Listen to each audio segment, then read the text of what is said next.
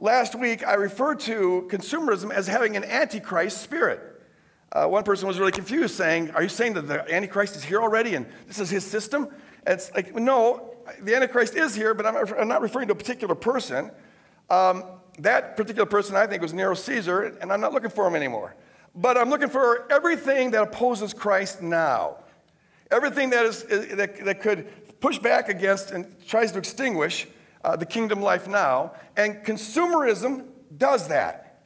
If we acquiesce to it, if we're not aware of it, it moves us in a direction that's completely contrary to the direction we're supposed to be moving as followers of Christ. By way of review, I want us just to see how anti-Christ this mindset is. And so here's a little chart. Look at this. Contrasting the kingdom with consumerism. Can you put that up, Dan? The kingdom is predicated on trusting God. We're to look to God for our security and our life. Whereas in consumerism, we're moved in the direction of putting our trust in possessions and wealth and things like that. We find our security in our retirement accounts or in our house or our nice car or whatever. In the kingdom, we're to live life out of a fullness that we get from God. There's a fullness that's supposed to motivate us, a fullness of love that motivates all we do. Whereas in consumerism, it's all predicated on people trying to live to fill an emptiness.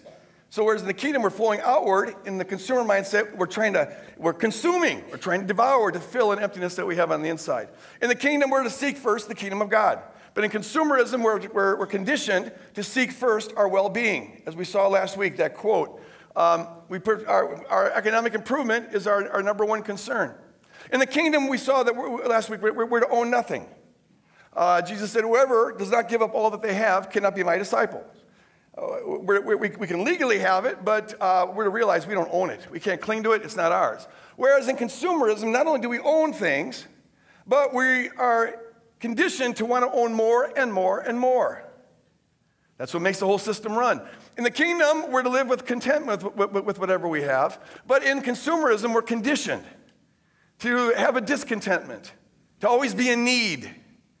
In the kingdom, we're to live with an other-oriented mindset, whereas in the consumer mindset, it conditions us to have a self-oriented mindset.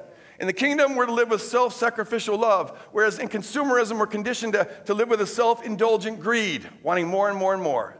In the kingdom, we're to live below our means so that we have extra to give to the kingdom cause and to the poor, hungry. Whereas in consumerism, we're conditioned to live beyond our means. That's why the average American has $15,000 debt in their credit card.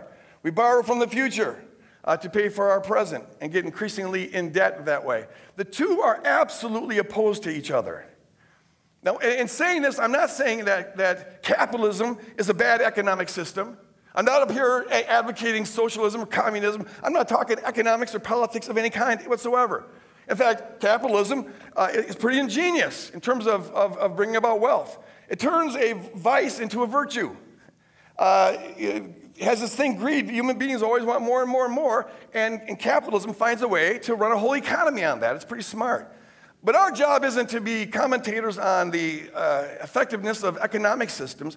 Our job as kingdom people, whatever system we're in, whatever country we're in, whatever regime we're under, our job is to be aware of the antichrist dimensions of the water that we swim in, of the air that we breathe, and to wake up to it and therefore revolt against it.